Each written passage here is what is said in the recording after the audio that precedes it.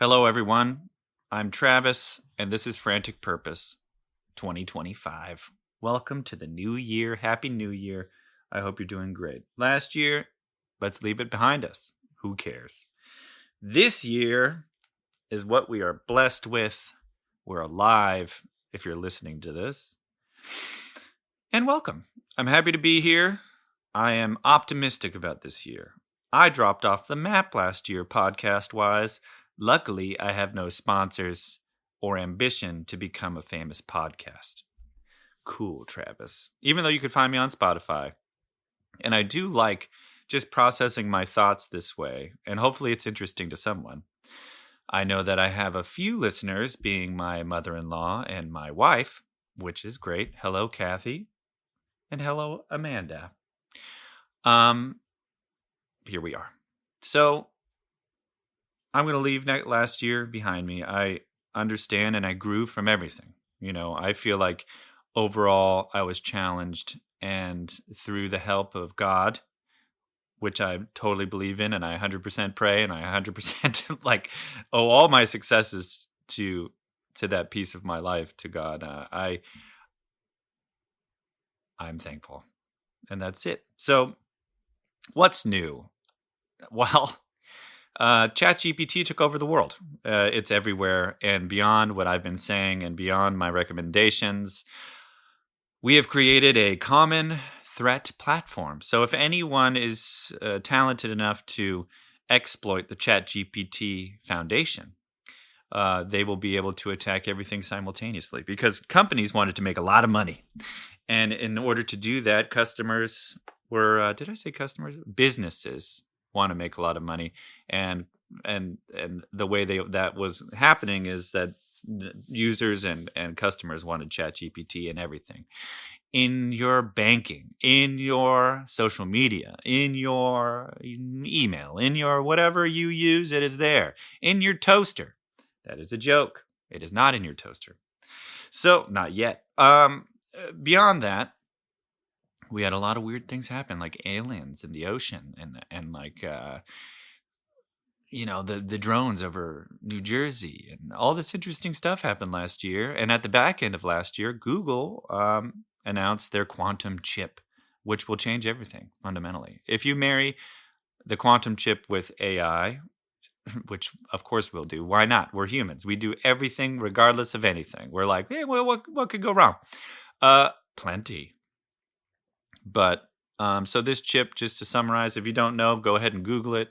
But one of the key points that is interesting is that they had a problem that would take a supercomputer right now without a quantum chip like several bajillion years, like 10 nonsense years, 10 like several zeros years. That problem would take the quantum chip 10 minutes. Bananas. Where are we? It is the future. We have robot cars. I use Waymo all the time. It's beautiful. I love Waymo, and I am not negative about the technology. If you are afraid of Waymo, I am afraid of Uber drivers, because holy crap, it's kind of scary a lot of times. And I know that even in the realm of safety for females, I know for females it's a concern that their Uber drivers are in some way predators, which has happened before. In a Waymo, you do not have to worry about that. And I am not a Waymo. I don't work with them, but hey, Waymo, I love you. Let me be a sponsor. I know I only have 2 followers, but I mean, I'm just kidding. I have 20 whatever thousand followers, but who cares? That's neither here nor there. Talking about followers. At the back end of last year, I really got disgusted by TikTok. I started seeing everything as an ad. Everyone is selling something, and I am not depressed, but I'm not positive about the future of humanity. For the first time in my life, even though I think everything that will happen will be fine, I don't know. We're not really responsible. We get new toys and we go bananas. We don't think about the net impact of things. One of them being that right now we have platforms for content creators, which essentially can be anyone now. Like, you do not need to be inherently talented to be a content creator. And I'm not saying that as a negative. I think like if you wanted to, and I say this to anyone, I mean, in my life, one of my goals was to see if I could grow a following and see if I could partner with companies and get like gallery shows and become a relatively successful artist. And I can, and I don't think, and I did, and I do, and it has nothing. I'm like literally, all you have to do is think of a brand or a thing you want to sell, which at this point can be anything. It could be your personality. It could be your jokes. It could be your sexuality. It could be anything you could think of. And on top of that, there are like avenues and foundations for you to literally get a product made for cheap on and sell it on TikTok, which I'm not a fan of either. And I'll tell you why. So let's start with the net impact on the young generations of America. I'll stick to America because I know nothing about anything other than that. I live here and I am very much integrated with it. I want to be up to date. I want to know what's going on. And to some extent I do. And I see this like young people are wow. And you know, I know I'm 37 years old. I'm out of the guise, and I'm happy to not be in any zeitgeist. I'm happy that I can just hang out and no one's really going to be concerned with my opinions. At least that's at least not now. So I feel freedom in that, but I'm an observer and I am generally concerned. I'm a considerate guy. I have a big old heart. And so I consider the young people that I've talked with and what I've seen. So one big one is the platform OnlyFans becoming such a prevalent platform for boutique porn, like pornography. Young women, mostly, statistically, you could look it up, use OnlyFans to become incredibly wealthy, selling their sexuality for millions.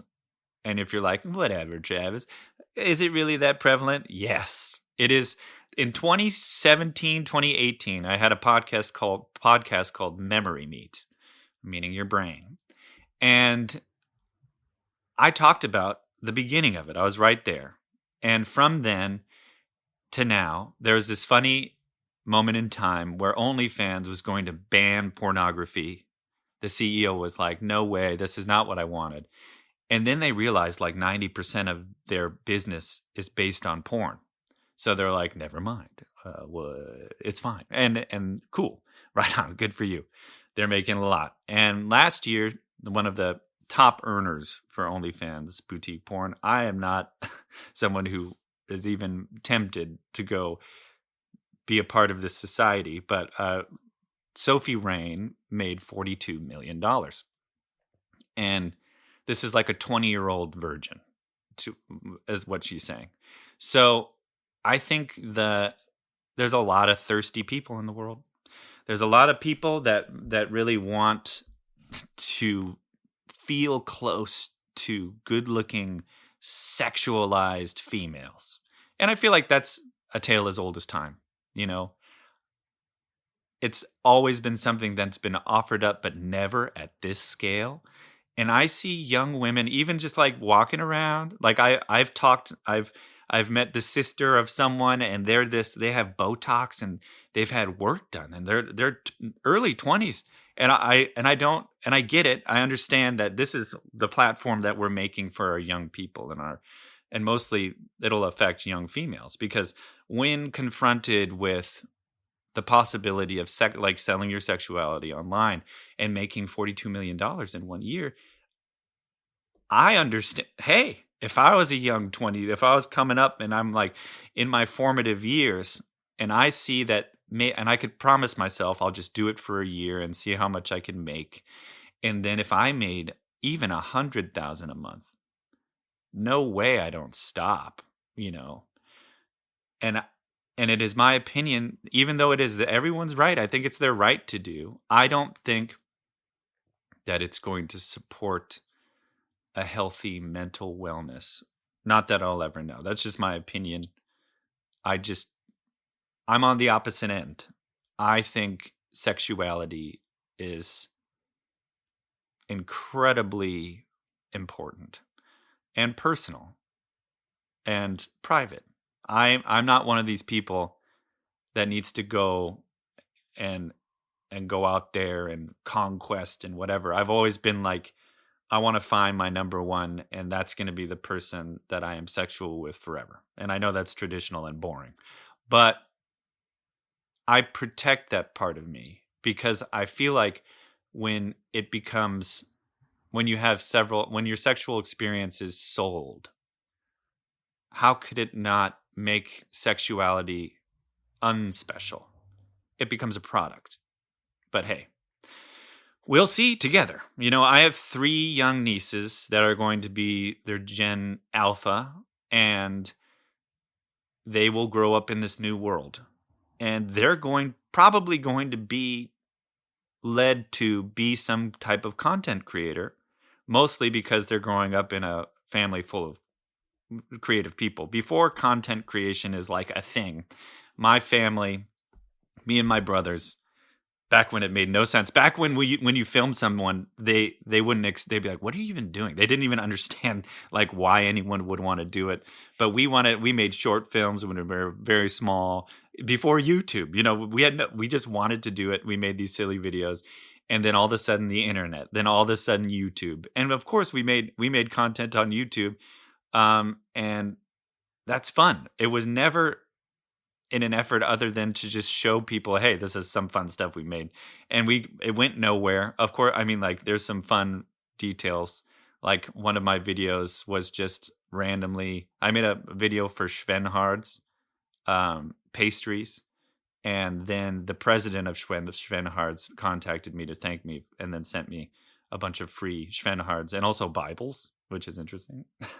But that's neither here nor there. Like, so my nieces will be, even by their own environment, inspired maybe to create. We'll see, you know, maybe not. And then I have a nephew that I'm a musical guy. I'm a creative guy. And me and my nephew I've played ukulele and we've sang songs together. He's like 4. It's very cute. And I love Isaac. He is a fantastic little man. So beyond that, I don't know, like the TikTok ban, I never thought for a minute it was going to happen. And if it does happen, I'm on the other end. I think it'd be so healthy. Like, do you know how much time we throw away as a community in the nonsense land that is short form entertainment? Like, they've made the no bottom scroll like Instagram, you know, the never ending. And I remember seeing this documentary featuring one of the guys who created the never ending scroll, kind of talking about a little regret, because it's kind of like, you know, when you're drinking wine or an adult beverage, there's an end to it. And at that end, you get to decide whether or not you want another drink. And in Instagram, it's like a drink that never becomes empty. So you never are confronted with the stopping point.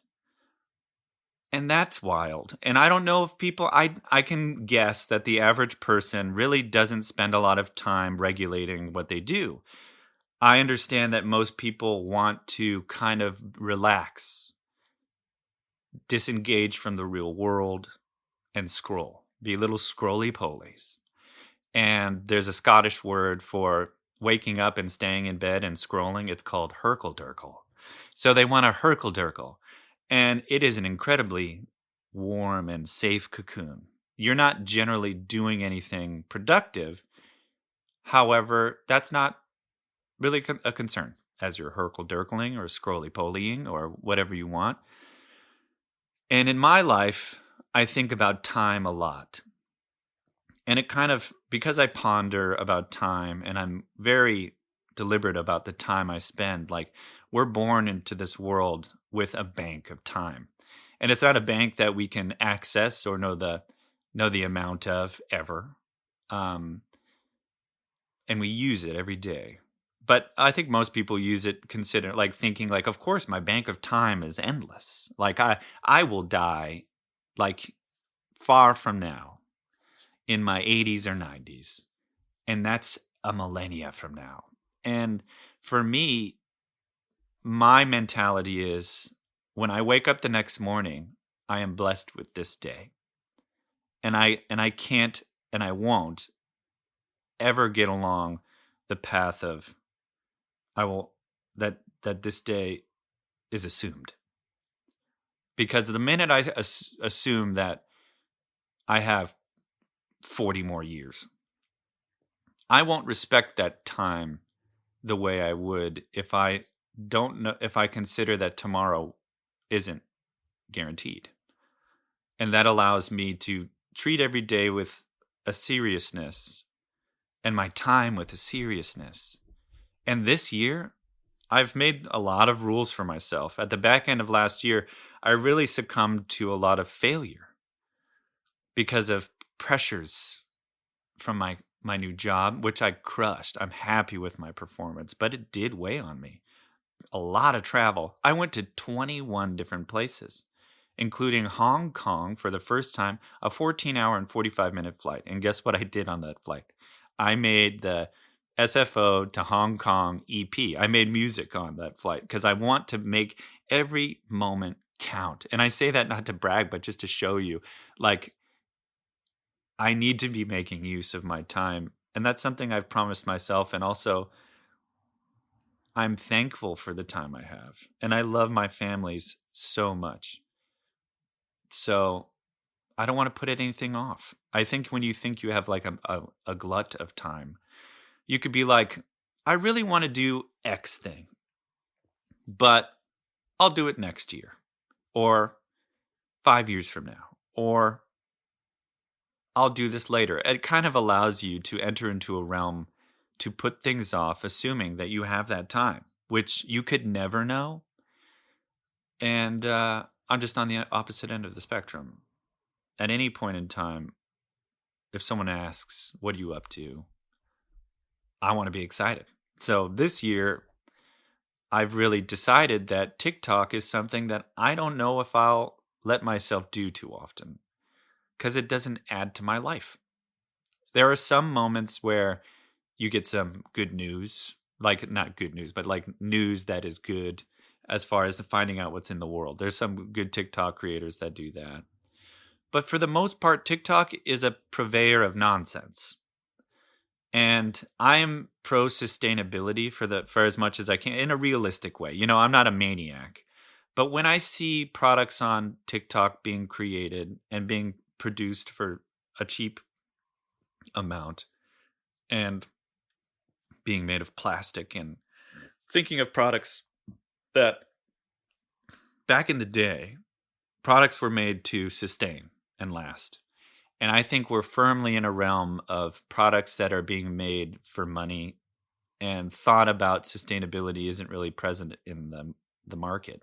And TikTok makes it possible to think of one of the things that comes to mind is there's this fully plastic, like hand cranked butter slicer that's being sold, which is absurd. We have a knife. But people will buy it, and it's being produced. And I fully understand that we're on a path of waste. And TikTok is a part of that, but it's a waste in time.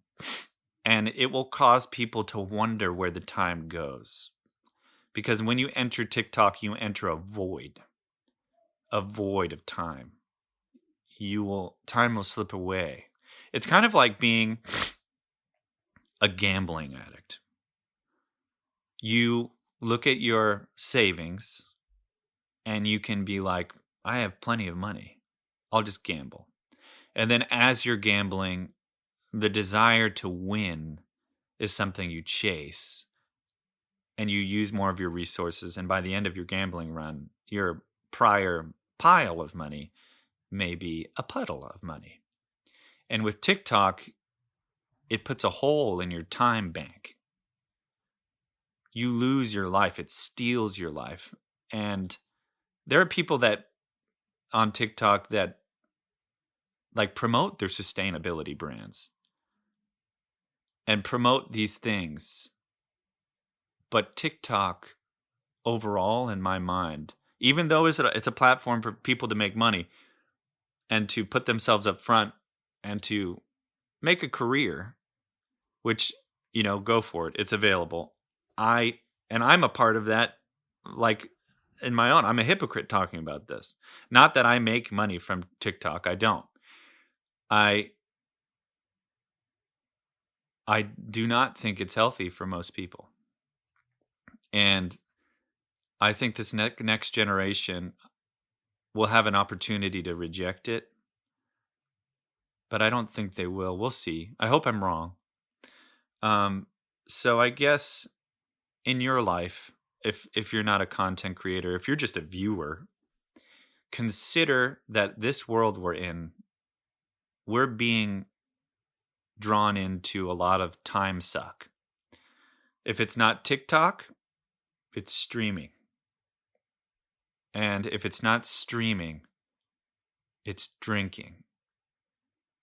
All these time voids, it's bananas, it's crazy, it's cuckoo.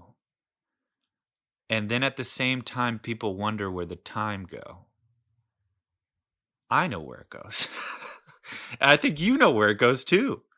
You may be sitting and wondering why your life isn't where you want it to be.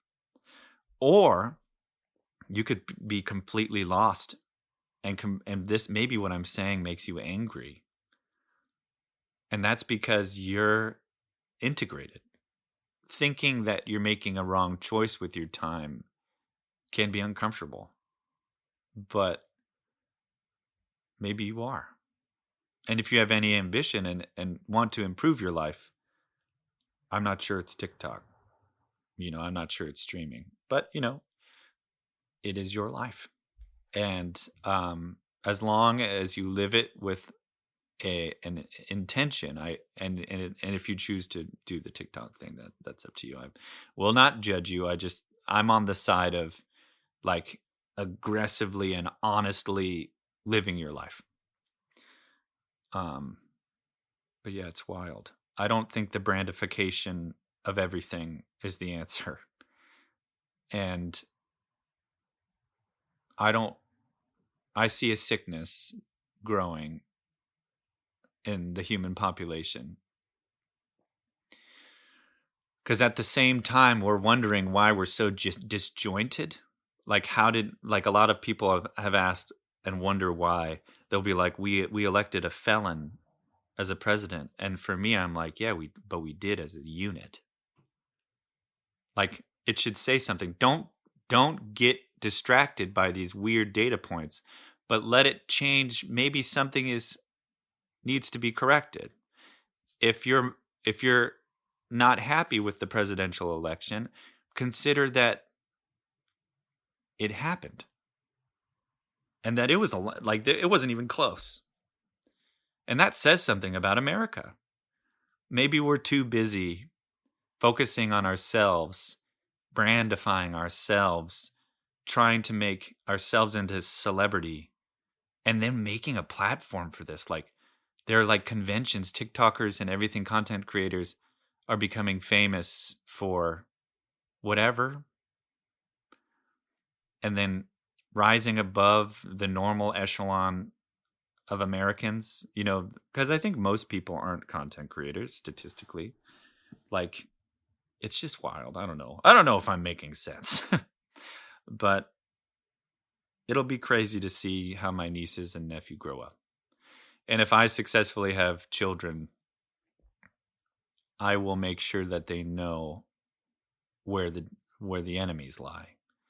Because I know a human, like even me, man, I have to be active in directing myself toward a healthy path, because my path and my history is deep, dark crap. And I used to be absolutely run by, I'm going to say, demons, you know what I mean? And I've experienced trauma in my life. And if I hadn't been so intentional with my mind and protect myself from myself, I would be dead. And I don't want to be dead. But it's odd to consider that at one point in time, a component of me that I trusted wanted me to die, in the sense that it wanted me to continue doing unhealthy things. It didn't want me to consider that my life choices were wrong.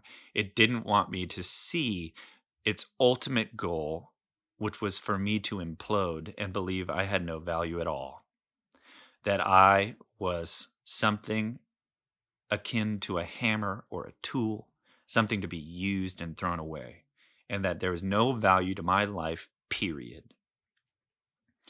And it wasn't until from 15 to now, it took me that long to figure out how to live in this life without believing any of those things, because they're not real. It can't be real. And sorry, stand by. And it's okay. I had to convince myself to believe I had value. And that took years and years. When I moved back to the city late 2019 and went into COVID, till now, I've been working and I say that I need to take a little bit of from my dad's page of the book, Doug Straw, and be a little inward, be a little selfish, not in a bad way. So I don't think being selfish is bad. It's when it's like overtaking everything that being selfish, I think, can be destructive. But being healthy in your selfishness, meaning saying no to things that truly don't make sense or you don't want to do, and being honest at all times, about your desires, but also making room for others. I think there's a nice balance that I've worked on, and right now in my relationship, I'm trying to help Amanda to become that as well, to join me in a realm that you don't need to do all this background process. You don't need to make choices in the background of your mind without discussion. Like, I'm here. There's love here. We can be a cocoon of love between each other and acceptance of each other.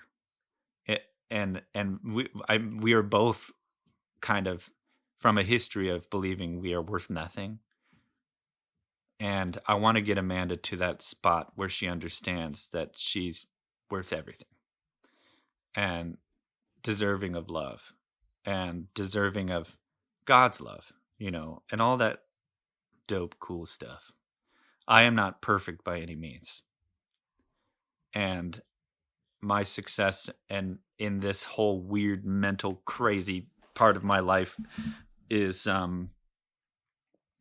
due to my belief in relationship with God. And I know that most people, Christianity isn't hot. It's not. It's synonymous with like mania in this current 2025, and that's fine. It is everyone's prerogative. But for me, it's a big part of my life, and I have to give it up to God, and that's just how it is. So, if you're out there and you're a scrolly-poly, and you're wondering why that your goals have not been fulfilled, and you're wondering maybe you have a long list of things to do that you are avoiding.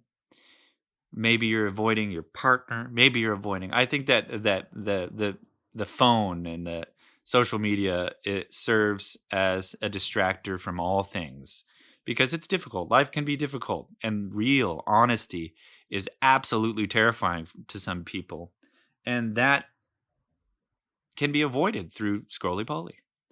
And I'll be out and I'll see couples at dinner not even talking to each other, avoiding. It's crazy. I ask you to challenge yourself because it's worth it. We have a limited time on this earth, at least now. We'll see with the quantum chip if they figure out immortality. But yeah, welcome to 2025, and thank you for listening. I truly want this year to be good for y'all, and thank you for following me. If you do, continue if you want. I'll just be out here making more music, more art, and talking about life in general. If you ever have any questions about anything and wonder, I love to chat and help people through this weird world. I've assisted many, many, many, many people out of deep, dark pits. And I think it's been because I've been blessed with a big heart, and we'll see. We'll see how it goes. Thank you for listening. My name is Travis Straw, and this is Frantic Purpose. Hopefully, I will be doing this with any regularity. Have a good Friday. Bye-bye.